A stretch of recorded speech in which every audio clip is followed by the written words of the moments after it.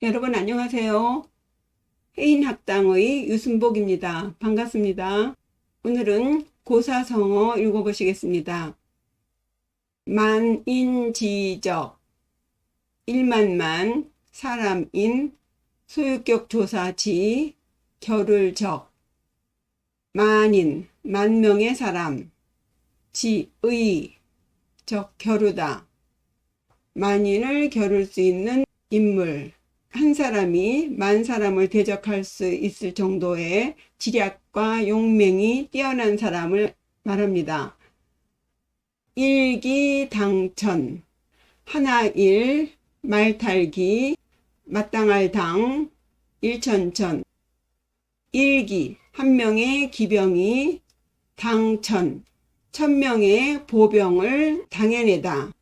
일당백의 의미로 만인지적과 유사한 상어입니다. 이 성어는 항우의 이야기에서 유래하는데요. 서초 폐왕인 항우는 어릴 때 공부에는 별로 소질이 없었고 검술을 배웠어도 별다른 재능을 보이지 못했답니다. 숙부인 항량이 꾸짖으며 말하기를 너는 뭐 하나 제대로 배우는 것이 없으니 뭐에다 쓰겠느냐 하고 야단을 쳤대요. 그러자 이 어린 항우가 당돌하게도 글은 이름 몇 자만 쓸 줄 알면 되는 것이고 검술은 배워봤자 한 사람을 대적할 뿐이니 무슨 의미가 있겠습니까? 배우려면 10,000명을 대적할 수 있는 학문을 배워야지요 라고 했다고 합니다. 숙부인 항량이 항우의 큰 포부에 놀라며 병법을 가르쳤는데 배우기를 즐기긴 했지만 번잡한 세부 내용에 대해서는 무심하였다고 합니다. 정치적 능력은 부족했던지 책 쌓인 범증을 놓침으로써 이후 초한 전쟁에서 유방에게 패하고 죽음을 맞이하게 되죠. 이와 유사한 성어로 관장지용, 빗장관, 베풀장, 소유격 어조사 지, 용맹용. 요 관장은요, 삼국지에 나오는 관우와 장비의 이름의 앞자입니다. 관우와 장비와 같은 용맹함. 만인지적, 일기당천과 같이 많은 사람을 상대할 정도로 지략과 용맹이 뛰어난 사람을 의미합니다. 만인지적, 한 사람이 만인을 대적할 정도의 지략과 용맹이 뛰어난 사람. 백공천창, 일백백, 구멍공, 일천천, 부스럼창. 백공, 100개의 구멍, 천창, 1000개의 상처. 결함이 많아서 억만진창이 된 상태거나 혹은 심각하게 손상돼서 다시 복구할 수 없을 정도로 망가진 상태를 의미합니다. 또 안빈 낙도를 누리면서 세속적인 욕망을 버리고 청빈한 삶을 사는 수행자들 혹은 승려들의 가사를 백공천창이라고도 묘사하지요. 일종의 누더기 옷이라는 말입니다. 백공천창, 100개의 구멍과 1000개의 상처. 대공무사, 큰데 공적인 공, 옵슬무, 사사로울 사. 매우 공평해서 사사로움이 없다. 공적인 일 처리할 때 개인의 주관이나 감정이 개입되면 편파적으로 빠져서 공공질서에 혼란이 오지요.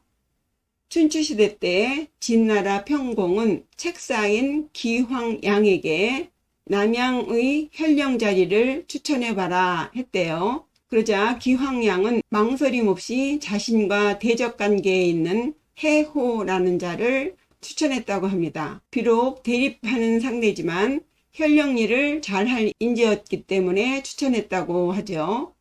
나중에 또 평공이 기황양에게 법관을 추천하라 하니 자신의 아들인 기오를 추천했다고 합니다. 뜻밖의 답이라 평공이 놀라서 물으니 자신의 아들이라서가 아니라 그 일에는 자기의 아들이 적격이기 때문에 추천한 거라고 했답니다. 이후 그의 아들 기오가 일처리를 매우 잘 해놓자 기황량은 대공무사한 사람이라고 칭송받았다고 합니다.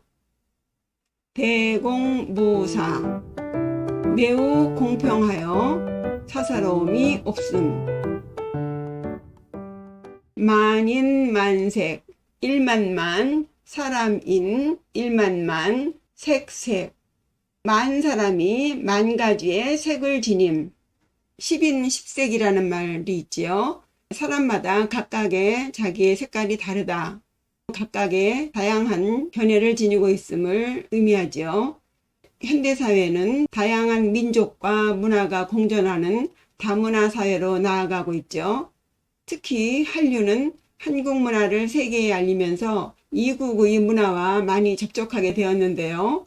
서로 다른 문화적 배경을 가진 사람들이 상호 간의 작용을 촉진하면서 다양한 시각과 경험을 공유한다는 의미에서도 또 인간 상호 간에도 다양성과 개성을 존중함으로써 더 포용적인 사회를 만들어가는데 주목해야 할 상호입니다.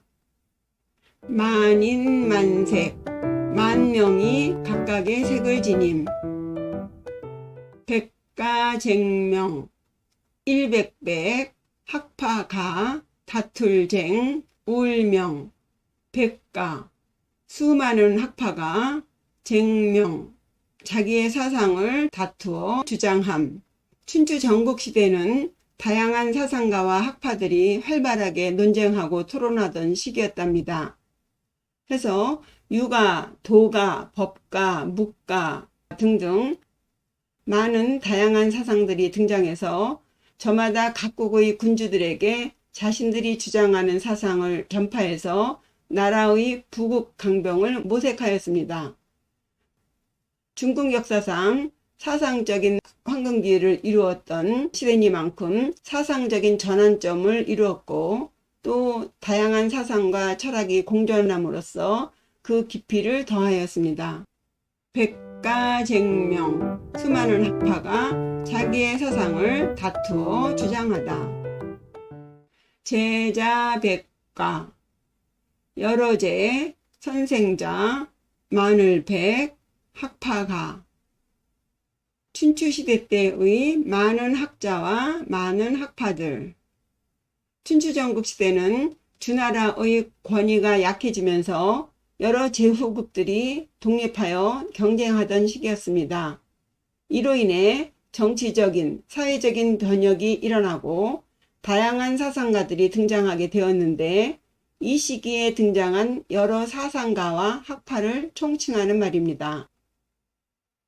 대표적인 사상이 유가, 도가, 묵가, 법가 등등인데 주요 사상가와 학파를 간단하게 설명하면 유가는 공자와 맹자, 즉 공맹사상의 중심 명제인 인과 예를 기축으로 국가사회의 일원으로서 도덕 윤리적인 사람으로 교화시키는 것을 목적으로 한 학파입니다. 도가는 노자와 장자를 대표로 무의자연을 강조하는 학파죠.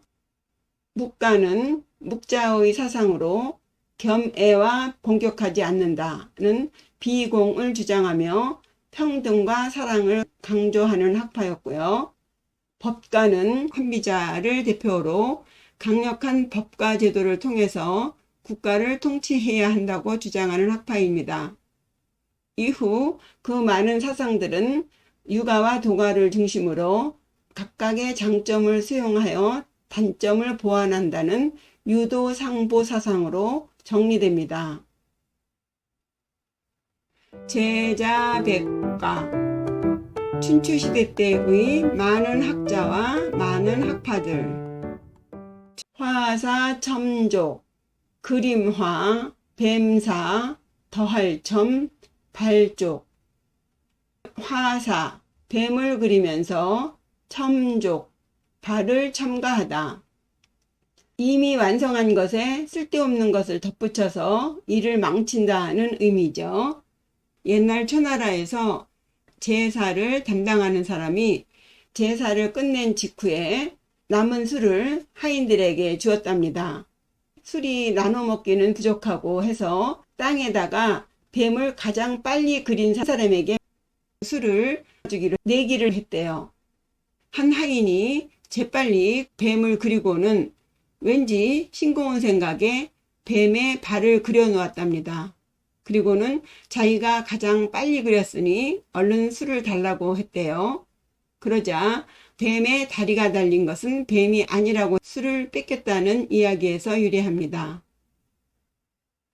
줄임말로 쓸데없는 것을 덧붙임, 불필요한 추가 작업이나 설명으로 본래의 목적을 잃어버린다는 의미로 사족이라는 말 많이 쓰지요.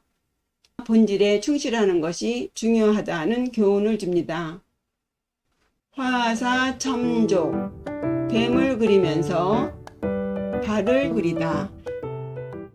야광명월, 밤야 빛광, 맑을명, 달월. 밤에 빛나는 밝은 달. 이 야광명월은 식구나 노래에서 아름다운 야경을 묘사할 때 주로 쓰이는 성어인데, 이 표현은 조선시대 때의 지편전 학자이자 한글 창제에도 참가했던 박팽년의 시조에서 충성심을 변치 않겠다는 결의를 이 야광명월로 사용한 예가 있습니다. 박팽년은 세조가 왕위에 오르자 사육신의 한 사람으로서 충절을 지킨 인물이지요. 그의 시조를 보시면 가마귀 눈비 맞아 희는 듯 겁노매라. 야광명월이니 밤인들 어두우랴. 임향한 일편단심이야 변할 줄이 있으랴. 박팽년은 까마귀가 눈비를 맞아도 검은 본색을 잃지 않듯이 자신도 임금에 대한 충성심을 변치 않겠다는 결의를 이 야광명월로 표현하고 있습니다. 야광명월, 밤에 빛나는 밝은 달. 천신만고, 일천천, 매울신, 일만만, 괴로울고. 천신, 천가지의 매운맛과 만고, 만가지의 쓴맛. 여기서는 매운맛, 쓴맛으로 표현했는데, 목적한 바를 이루기 위해서 겪는 온갖 시련과 고생을 포기하지 않고 끝까지 노력하는 끈기와 인내를 강조하면서 힘든 고생 끝에 얻는 보람과 성취를 암시하는 성어죠. 천신만고 끝에 무엇을 해내다, 이런 식으로 쓰이는 성어입니다. 고전 문학과 역사서에서 주로 주인공들이 고난과 역경을 겪은 것을 묘사할 때 사용되었지요. 천신만고, 천가지의 매운맛과 만가지의 쓴맛. 풍전등화, 바람풍, 앞전, 등잔등, 불화. 풍전, 바람 앞에, 등화, 등잔불. 풍전등화, 바람 앞에 등잔불. 등잔불은 매우 약해서 바람이 휙 불면 금방 꺼지기 쉽지요. 사람의 운명이 어떻게 될지 모를 정도로 매우 급박한 처지나 상황을 표현할 때 사용하는 성어입니다. 누란 지위, 달걀을 포개 놓은 것 같은 위태로움. 일촉즉발, 한번 닿기만 하면 폭발할 것 같은 위태로움. 백척간두, 백전화되는 높은 장대에 올라선 것 같은 위태로운 지경과 유사한 성어입니다. 풍전등화, 바람 앞에 등잔불. 허무맹랑, 비어있을 허, 없을 무. 클맹, 함부로 랑. 허무, 텅 비어 있음. 맹랑, 요 맹자는요, 맛맹자인데 크다 혹은 과격하다는 의미가 있어요. 이 랑자도 물결 랑자인데 함부로라는 의미가 있습니다. 해서 허무하면 실상이 없다. 맹랑하면은 아주 터무니없이 함부로 경솔한 실속 없이 말만 크게 하는 그런 뉘앙스도 있죠. 허무맹랑 터무니없이 실상이 없음. 남전북답 남영남 밭전 북녘북 논답 남쪽의 밭과 북쪽의 논.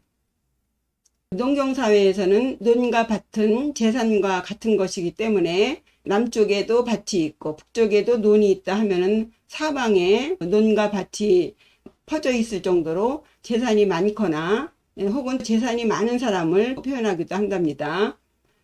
또 한편으로는 남쪽의 논, 북쪽의 밭에서 서로 다른 지역에 따라서 사물의 상태가 다른 것을 비유적으로 표현하기도 한답니다. 즉 남쪽에는 뚝이 있어서 논으로 쓰고 북쪽에는 뚝이 없어서 밭으로 쓴다는 거죠. 지역에 따라서 쓰임이 다르다는 의미로도 사용이 되고, 또 사람으로 봐서는 한 사람이 그 상황에 따라서 일관성 없이 모순된 태도 혹은 행동을 보일 때에도 남전북답이다 라고 쓴답니다. 남전북답 남쪽의 밭과 북쪽의 논. 만신창이 찰만 몸신 부스럼창 상처이. 만신 온몸에 창이 부스럼 같은 상처가 나다. 만신창이 온몸에 상처가 나다. 몸 어디에도 성한 곳이 없을 정도로 상태가 좋지 않거나 일이 아주 엉망이 되었을 때, 또 굉장히 어려운 상황에 처해 있을 때를 비유하는 표현입니다. 원래 전쟁에서 많은 사람들이 상처를 입고 고통을 겪는 상황을 묘사한 데에서부터 유래했다고 합니다. 한의학에서는 온몸에 퍼진 부스럼이나 종기를 만신창이라고 불렀대요.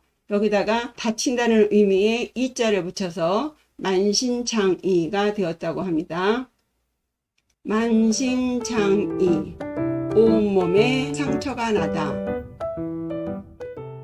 배고향신 등질배 옛고 향할 향 새신. 배고 옛것을 배반하고 향신 새로운 것을 쫓다. 배고향신 옛 친구를 배반하고 새 친구를 사귄다. 유사한 성어로 배은망덕이 있지요. 베풀어준 은혜를 원수로 갚는 것을 뜻합니다. 은혜는 마음에 새기고 원망은 흐르는 물에 흘려버려라 라는 말이 있어요. 은혜를 배신으로 갚는 일은 없어야겠습니다. 배신과 변절을 경계하는 의미에서 성립된 성어입니다. 배고향신 옛 친구를 배반하고 새 친구를 사귄다. 이상으로 고사성어 7번째 시간 마치겠습니다. 공부에 도움이 되시길 바랍니다. 구독과 좋아요, 댓글 잊지 마시고요. 시청해 주셔서 감사합니다. 안녕히 계세요.